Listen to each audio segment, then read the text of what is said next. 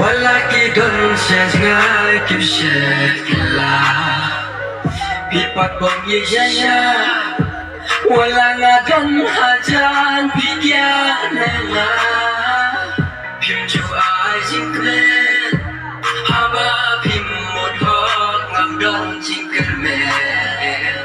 yakipriu bong ye ngam pen bonama ngam de upi pen ia kajing long chong pi enda ngala iya vi nai vi opukane kajing long yang api shuang pen mo pen ia kajing ya chong pi enda ngala iya vi nai vi opukane kajing long yang api shuang pen mo baru beriulang kunjung ikan laka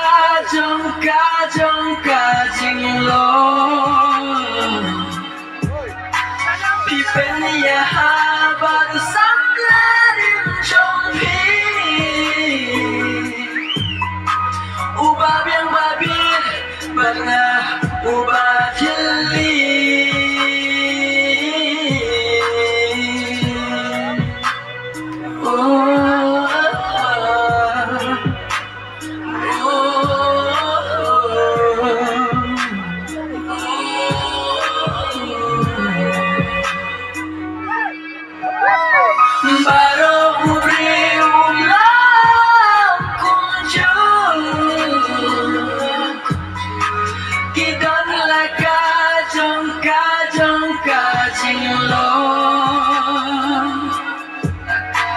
pipen ya haban samlarin jong pi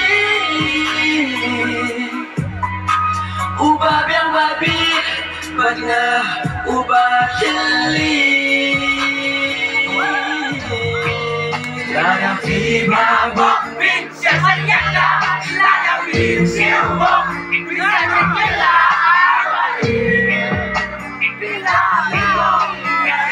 oke 2 jam.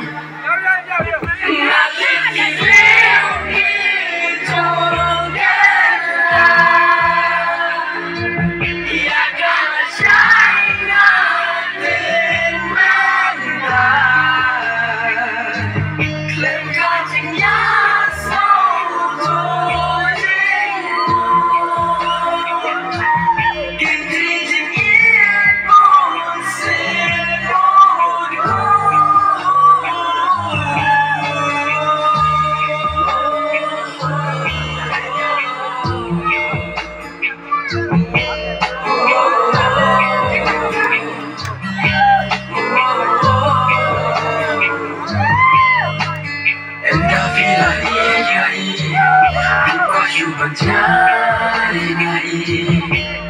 Pinting bandu yai Lese bidang jai nai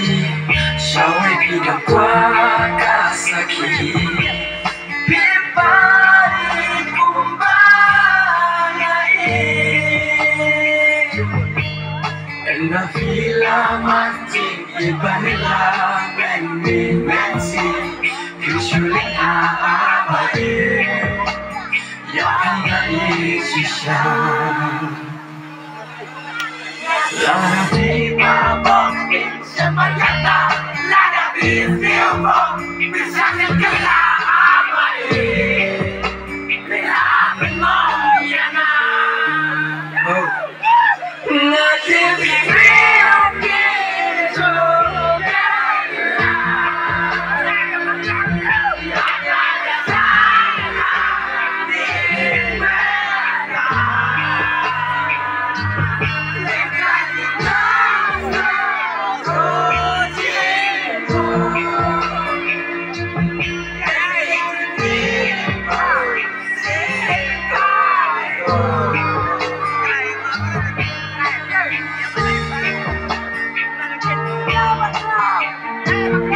Sosok nak ke Fiala,